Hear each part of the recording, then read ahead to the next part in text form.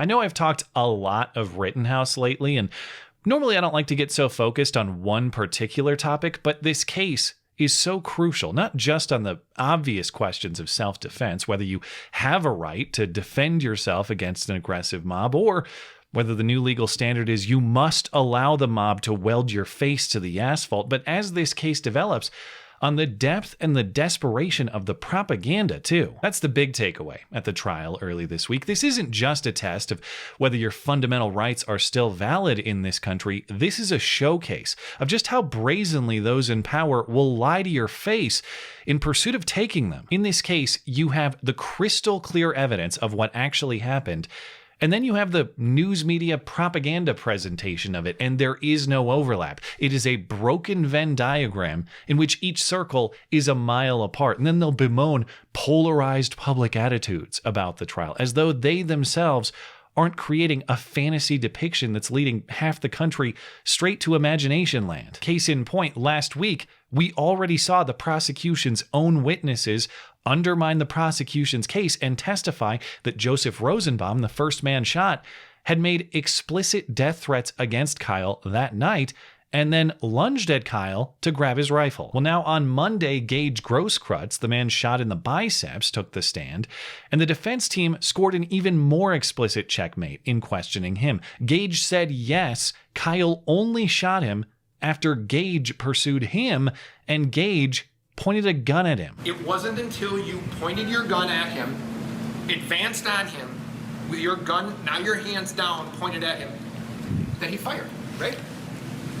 Correct. I was glad to see that clip get deservedly shared far and wide on social media, because it certainly won't be through traditional news media. And even if it is, it'll be softened as much as possible with Gaige's explanation that he never intended to shoot Kyle, and the prosecution's bizarre claim that pointing a gun at somebody isn't necessarily a threat. It all just depends on how you hold it. When you were just demonstrating to us the way your right hand was holding the gun, however it was angled, is that the way you hold and point a gun when you're going to shoot it?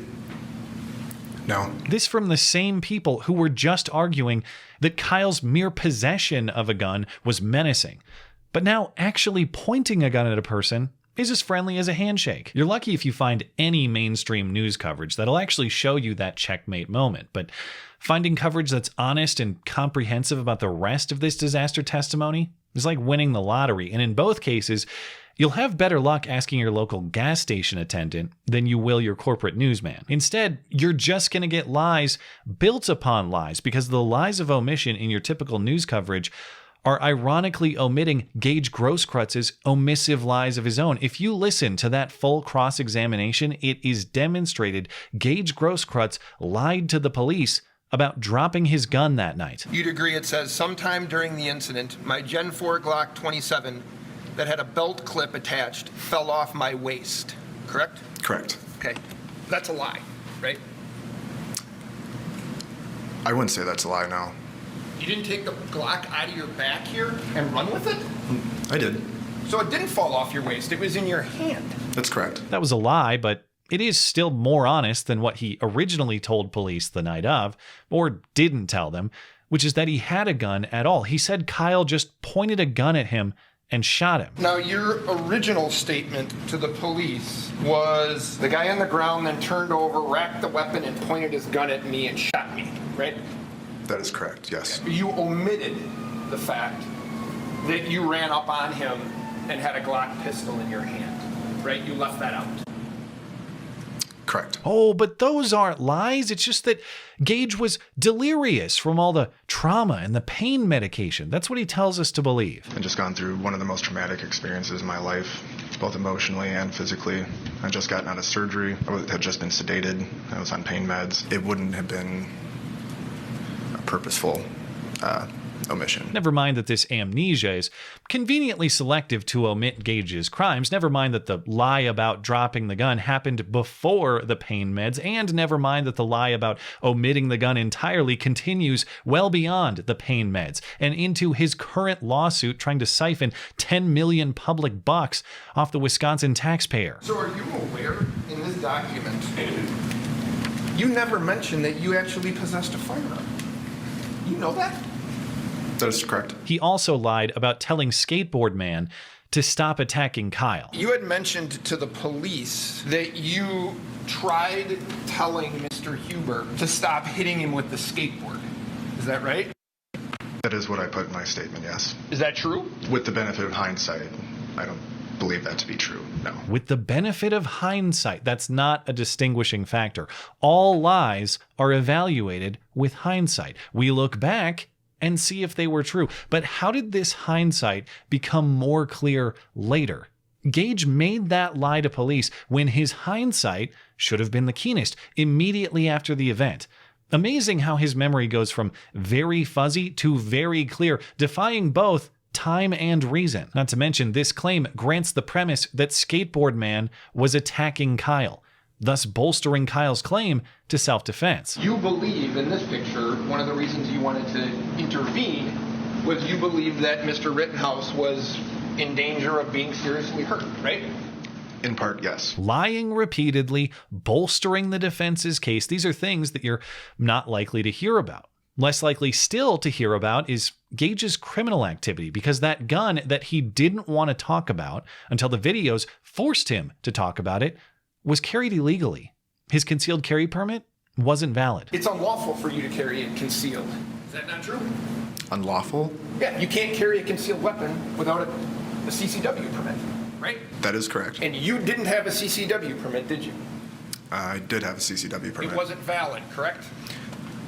After the fact, yes, I found out that it was not valid. Whatever your opinion on what carry laws should be, and yes, I would like them as expansive as possible, I'm not arguing what should be. I'm arguing what is, and that is what Wisconsin's gun laws are. And if we're going to clutch our pearls about Kyle following each and every one of them, we don't get to ignore or excuse this violation of them. Either Wisconsin law matters for everybody, or it matters for nobody. And after the fact, I found out I was breaking the law is not a defense for breaking the law. Well, after the fact, I found out that I was driving drunk, but I didn't realize it while I was running over that grandma in the crosswalk. That changes nothing. It is still a crime. And keep in mind, in this context, these aren't just little fibs either. These lies are under oath and or in sworn statements. Either Gaige Grosskreutz lied to the police or he's lying in court. Take your pick, but both are crimes. And no matter what this prosecutor says,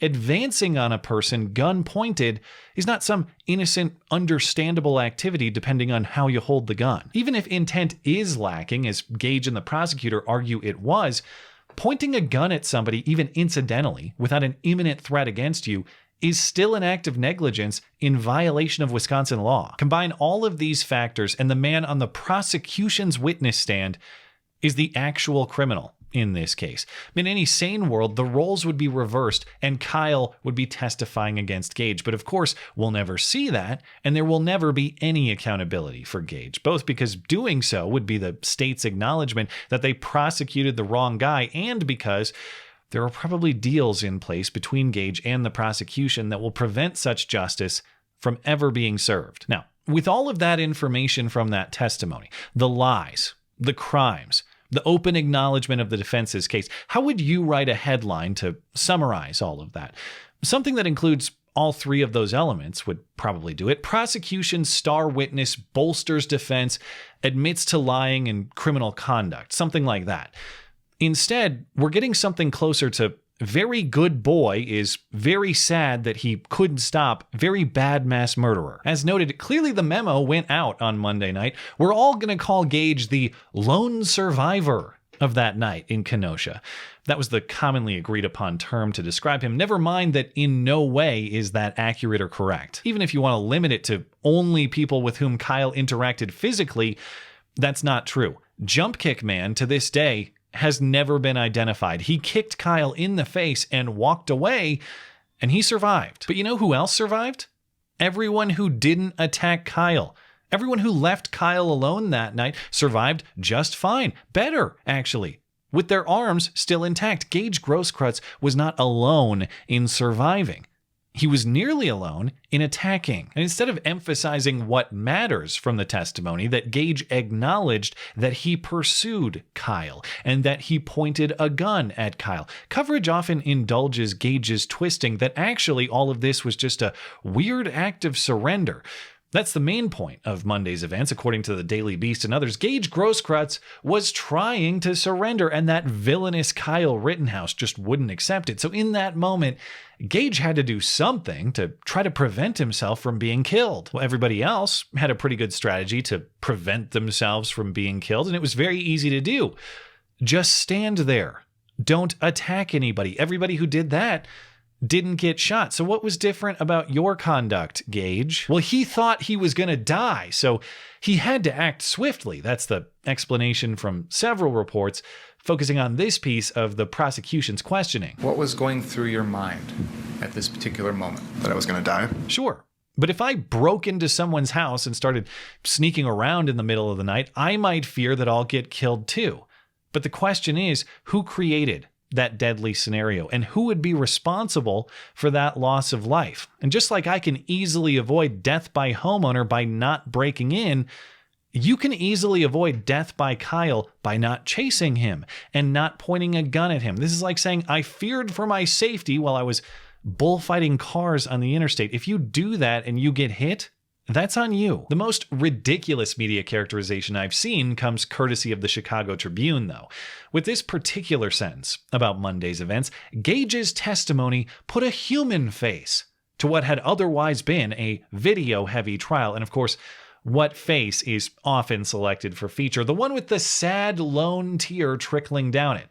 Never mind the lies he just told should clearly indicate to us that this tear is as crocodilian as they come. What an outrageous statement, though. Trial filled with evidence finally gets some feels. Who cares? Number one, these aren't tears worthy of any sympathy. These are tears of a criminal. But number two, we don't make legal judgments based on who cries the hardest. We make legal judgments based on the facts, ideally as emotionless as possible, not emotional. The video evidence is all of the relevance here. The human face is none of it, but you can clearly see which one the propagandizers prefer. And just like Gaige and his wacky waving, inflatable flailing arm gun aim, be very careful in thinking any of this is accidental. The wagons circle to use the same language and emphasize the same points, not just to intimidate you out of exercising your rights to self-defense and all the others that they'd like to erase, but because these people have to justify themselves. Never forget, these are the same people who told you without evidence, not just that Kyle Rittenhouse is a murderer,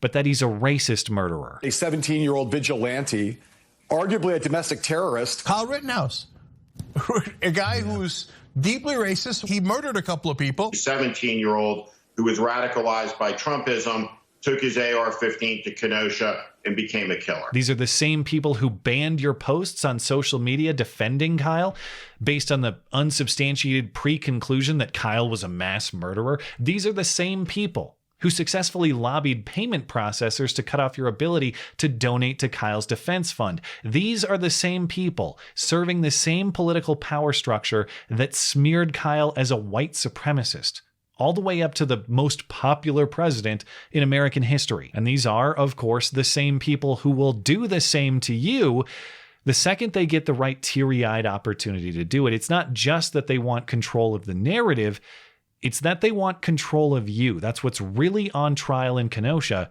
and that's why it's so crucial that the truth prevails there. They don't care about justice for Gaige Grosskreutz. They care about the subjugation of Kyle and anybody who dares to disagree with them and defend himself from their aggression. Today, that's Kyle, but if they succeed with him, it's right down the list to the next guy. This case is literally about pointing a gun at your face and lying about it, and not just getting away with that, but making it heroic. The real story isn't in the headlines. It's between the lines. So it's crucial that we read there. Thanks as always for listening and for supporting this channel. Always appreciate that thoughtful discussion down below, and especially over on Parler. That is at ML Christiansen. You're always welcome to coming out and chat in my live streams. Those are linked down in the description. Looking forward to it. Goodbye.